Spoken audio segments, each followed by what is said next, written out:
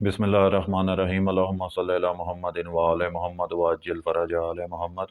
अज़ीज़ान गिरामी क़दर, आप में से जिन हज़रात ने भी इस वीडियो पर क्लिक किया है, आप तमाम हज़रात के इल्म में है कि इन दिनों हसन अल यारी साहब का मुख्तलिफ़ लोगों के साथ एक मसले को लेकर डिस्कशन हुई या डिबेट हुई या मुनाज़रा आप कह लें, या जो मर्ज़ी आप उसको नाम दे दें। वो टॉपिक था कि सैयद ज़ादी का गैर सैयद के साथ निकाह। अच्छा, अब इस टॉपिक के हवाले से या इस मसले के हवाले से मैं आपको अपना ज़ाती नज़रिया आप तमाम हज़रात की खिदमत में पेश कर दूँ। फिर वो जो मुनाज़रे हुए या जो डिबेट्स हुई, फिर उन टॉपिक्स के ऊपर आते हैं। इस हवाले से मेरा ज़ाती तौर पर ये नज़रिया है कि कोई भी सैयद ज़ादी हो, उसका निकाह गैर सैयद के साथ हो, इससे बेहतर है कि उसका किसी सैयद के साथ ही निकाह किया जाए। यानी सैयद ज़ादी का सैयद के साथ निकाह होना, ये ही सबसे बेहतर है और ऐसा ही होना चाहिए, बजाय इसके कि अगर कोई सैयदज़ादा अपनी बेटी का रिश्ता किसी गैर सैयद को देता है आज के दौर में, वो बेहतर यही है कि सदात में ही अपनी बेटी के लिए रिश्ता ढूँढे और सदात में ही अपनी बेटी का निकाह कर दे। अच्छा, अब ये जो मेरा नज़रिया है, अब मैं ये किसी दूसरे के ऊपर थोप नहीं सकता। वो इस वजह से नहीं थोप सकता क्योंकि इसके लिए मेरे पास वाज़े अइम्मा अहले बैत अलैहिमुस्सलाम से कोई हदीस मौजूद होनी चाहिए या कुरान से कोई आयत मेरे पास मौजूद होनी चाहिए इस हवाले से, या सरकार मुस्तफ़ा सल्लल्लाहु अलैहि वसल्लम से कोई हदीस होनी चाहिए, ताकि मैं लोगों के ऊपर भी ये अकीदा या ये नज़रिया थोप सकूँ कि भाई ये देखो, कुरान पाक में ये जो आयत है और ये जो सरकार मुस्तफ़ा अलैहिस्सलाम या अइम्मा अहले बैत अलैहिस्सलाम में से अगर किसी की कोई हदीस हो, तो इस बिना पर ये मेरा अकीदा और नज़रिया है और ये तमाम मुसलमानों का होना चाहिए, पूरे आलम इस्लाम का ये अकीदा और नज़रिया होना चाहिए। लेकिन ऐसा कुछ है नहीं, लेकिन बावजूद इसके कि जो मेरा नज़रिया है वो मैंने आप तमाम हज़रात की खिदमत में पेश कर दिया। अच्छा, अब आ जाते हैं कि ये इन दिनों में जो डिबेट्स हुई हैं। सबसे पहले बात करते हैं किबला नूर हुसैन रिज़वी साहब, ग़ालिबन यही उनका नाम है। वो अपना मौक़िफ़ और नज़रिया ये साबित करने के लिए आए कि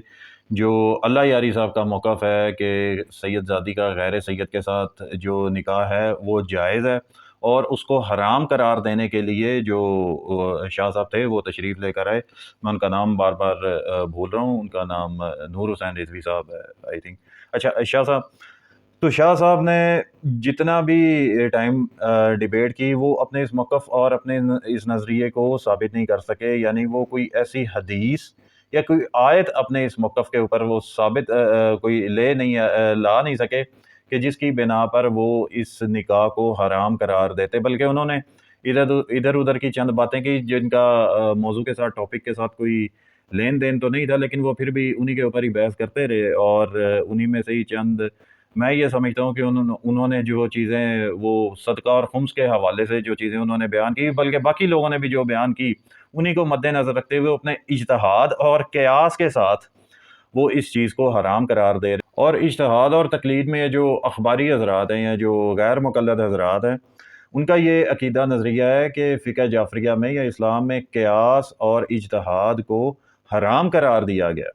और जिन आयात को या जिन आप कह लें अहादीस को वो सामने रख कर ये गैर सैयद और सैयदज़ादी का जो निकाह को हराम देते हैं, वो 100% वो मेरे नज़दीक वो एक क़यास और इज्तिहाद ही है। और दूसरी तरफ यही लोग इज्तिहाद और तक़लीद को हराम भी करार देते हैं, और जो कि हराम है, इसमें शक नहीं है।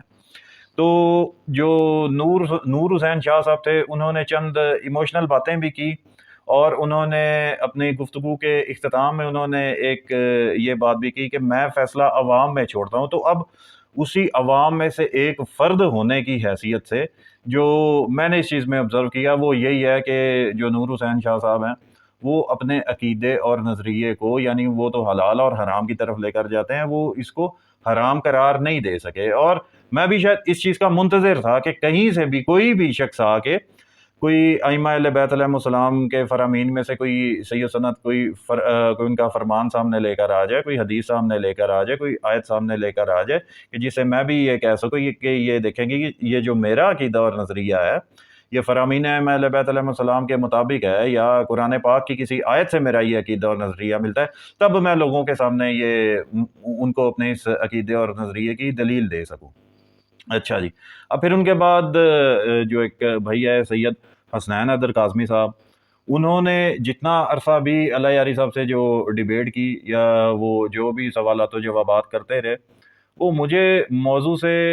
کافی زیادہ ہٹ کر لگے، لیکن بقول ان کا یہ کہنا ہے کہ ان کے جتنے بھی سوالات ہیں، جو کچھ بھی وہ اللہ یاری صاحب سے پوچھ رہے ہیں، وہ اسی ٹاپک کے ریلیٹڈ ہے۔ تو ہو سکتا ہے کہ وہ اس ٹاپک کی طرف ہی آ رہے ہوں، لیکن جتنا بھی عرصہ یا جتنے بھی ٹائم تک انہوں نے ڈیبیٹ کی، وہ جو اصل مین ٹاپک تھا یا جس کا ایک نتیجہ، ایک آپ کہہ لو کہ جو ایک پکا نتیجہ یا ایک صحیح سند کے ساتھ جو چیز سامنے ثابت آتی، اس کی طرف وہ آ نہیں سکے، اور جتنا بھی ٹائم انہوں نے لیا وہ ٹاپک سے ہٹ کر کے وہ باتیں کرتے رہے۔ اب ہو سکتا ہے کہ ان کو زیادہ اتنا ٹائم نہ ملا ہو کہ وہ ٹاپک کے اوپر آ سکے، ورنہ وہ جو نور حسین شاہ صاحب ہیں، وہ تو پھر بھی تھوڑا بہت ٹاپک کی طرف آ رہے تھے، لیکن آ کر وہ مزید اپنے آپ کو یہ کہہ لیں کہ اپنی ہی باتوں میں الجھ پڑے۔ تو اس نوبت تک جو ہیں یہ حسنین حیدر کاظمی صاحب، وہ تو نہیں آ سکے، لیکن بہرحال آگے بڑھتے ہیں۔ اور سوری، ایک بات میں اسکپ کر گیا تھا، جب جو نور حسین شاہ صاحب تھے، ان کی میں دل سے بہت ہی عزت کرتا ہوں، کیونکہ وہ سید ہیں اور اس وجہ سے وہ میرے لیے بہت زیادہ محترم ہے، میرے لیے وہ قابل احترام ہے۔ اپنی گفتگو کے اختتام میں انہوں نے یہ کہا کہ اب اس ڈیبیٹ کے بعد میں نہیں چاہتا کہ کسی قسم کی کوئی بھی گالم گلوچ ہو یا ایک دوسرے کے اوپر الزامات لگائے جائیں۔ ویسے بہت اچھی بات کہی، لیکن قبلہ نور حسین شاہ صاحب کی ایک ویڈیو بعد میں جو میری آنکھوں کے سامنے سے گزری، جس میں وہ خود اللہ یاری صاحب کے بارے میں وہ چند ایک نازیبا الفاظ کا استعمال کر رہے تھے، جو سن کے بہت دکھ ہوا کہ ایک تو آپ خود آپ اس چیز کا اصرار کر رہے ہو بار بار کہ اس گفتگو کو کوئی غلط رنگ نہ دیا جائے یا کسی قسم کی کوئی بھی بدتمیزی نہ کی جائے، لیکن نور صاحب، آپ نے شاید اخلاقیات سے ہٹ کے جو باتیں کی، ان باتوں کا مجھے ذاتی طور پر دکھ ہوا۔ آپ کو وہ اس ڈیبیٹ کے بعد بات نہیں کرنی چاہیے تھی، کیونکہ جو آپ اپنا موقف ثابت کرنے کے لیے آئے تھے وہ آپ نہیں ثابت کر سکے، تو بس بات ختم ہو گئی۔ اور جو بھی آپ نے دلائل سامنے رکھے، دوسری طرف سے اللہ یاری نے بھی دلائل سامنے رکھے، وہ تو عوام کے سامنے آ گئے، اس کے بعد بات ختم ہوگی۔ لیکن جس چیز سے آپ خود لوگوں کو منع کر رہے ہو، اور سید، ایک تو آپ سید ہیں، اور سید ہونے کے باوجود آپ خود اس چیز کے اوپر عمل کر رہے ہو کہ جو آپ خود نہیں چاہتے کہ باقی لوگ عمل کریں، تو یہ چیز بہت ہی ایک تکلیف دہ چیز ہے میرے لیے۔ اس کے بعد آ جاتے ہیں سید ممتاز نقوی صاحب، میرے بھائی ہیں، بہت زیادہ قابل احترام ہے میرے لیے، میں ان کا نہایت ہی دل سے ان کا احترام کرتا ہوں، اور وہ بھی میرے ساتھ جب بھی ان کے ساتھ بات ہوتی ہے تو بڑے عزت و احترام کے ساتھ اور پیار کے ساتھ بات کرتے۔ لیکن ایسا لگ رہا تھا کل جب وہ اللہ یاری صاحب کے ساتھ جب بات کر رہے تھے ممتاز صاحب، تو وہ تھوڑا سا جلال میں آ گئے تھے، غصے میں آ گئے تھے، اور ان کے منہ سے چند ایک ایسے الفاظ نکل گئے تھے جو شاید مجھے سمجھنے میں غلطی لگی ہو، بقول ان کے کہ جو غیر سید حضرات ہیں، جو مومنین حضرات ہیں، جو شیعہ حضرات ہیں، جو کہ سید نہیں ہیں جیسا کہ میں ہوں، وہ ان کو اپنے پیروں کی جوتی کے برابر بھی نہیں سمجھتے۔ سادات کا، جیسا میں نے سب سے پہلے عرض کیا کہ میرے دل میں سادات کا بہت زیادہ احترام ہے، لیکن آپ سادات حضرات کو بھی یہ سوچنا چاہیے کہ جو غیر سید حضرات ہیں، جو سادہ مومنین حضرات ہیں، وہ آپ کا دل سے احترام کرتے ہیں، لیکن اگر آپ ان کو اپنے پیروں کی جوتی سمجھو، آپ اگر ان کو اپنا غلام سمجھو، بے شک جو غیر سید حضرات ہیں وہ حسب و نسب کے لحاظ سے وہ آپ کے غلام ہی ہوں گے،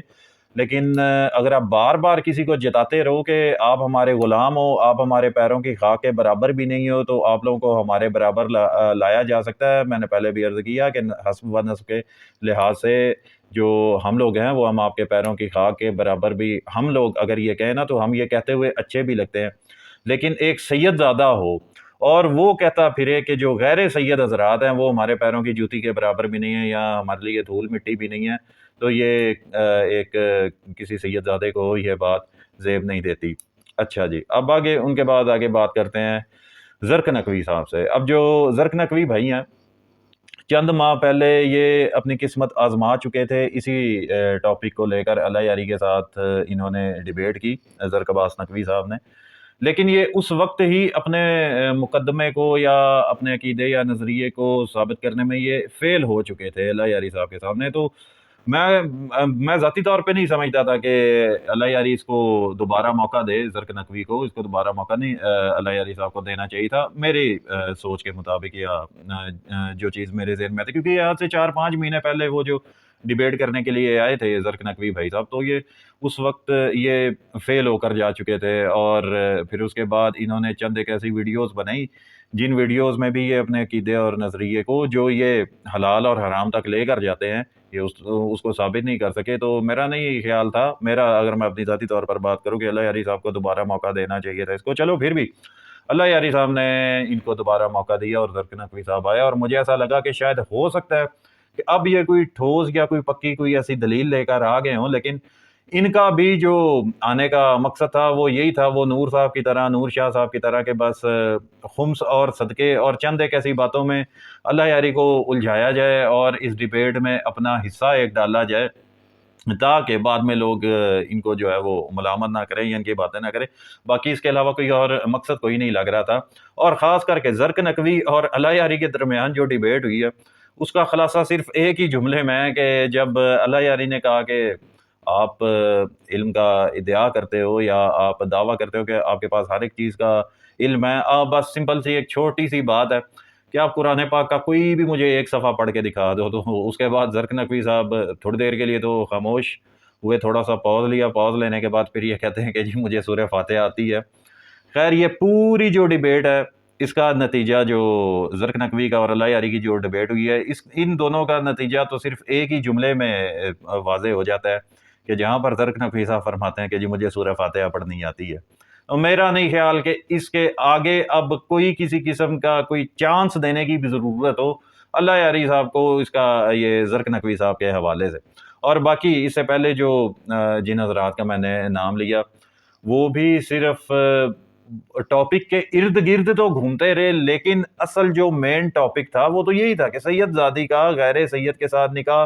جو حلال اور حرام کا مسئلہ بنا ہوا ہے اس کو حرام ان لوگوں نے ثابت کرنا تھا۔ تو اس کے لیے کوئی یہ جو کوئی دلیل تو کیا کہ اس ٹاپک کی طرف ہی نہیں آ سکے۔ سب سے پہلے وہ نور شاہ صاحب جو ہیں وہ بھی اس ٹاپک کی طرف تو انہوں نے آئے تھے لیکن وہ ثابت نہیں کر سکے، اور آپ یہ کہہ لیں کہ ایک ناکام ہو کر وہ گئے۔ پھر اس کے بعد سید حسنین حیدر کاظمی صاحب، ان کو میں ناکام نہیں کہہ سکتا کیونکہ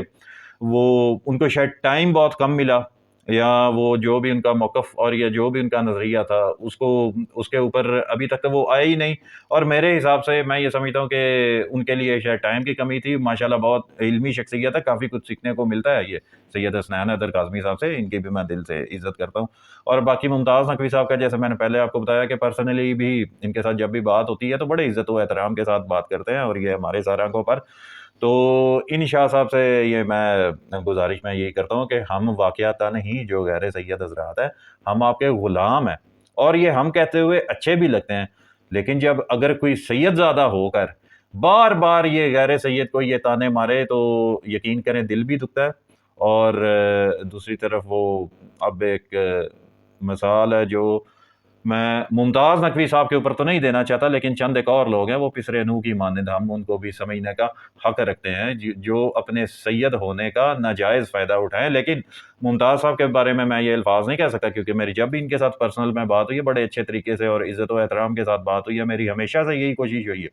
کہ میں جس بھی سید کے ساتھ بات کروں اس کو اپنے سے افضل اور بہتر جان کر بات کروں، اور بے شک وہ ہیں بھی، لیکن جب اگر کوئی سید زادہ بار بار اس چیز کو جتاتا ہے تو بہت سارے ائمہ اہل بیت علیہ السلام کے فرامین ہیں جو کہ ہمارے سامنے آتے ہیں، لیکن وہ یہاں پر ڈسکس کرنا مناسب نہیں ہے۔ بہرحال اس حوالے سے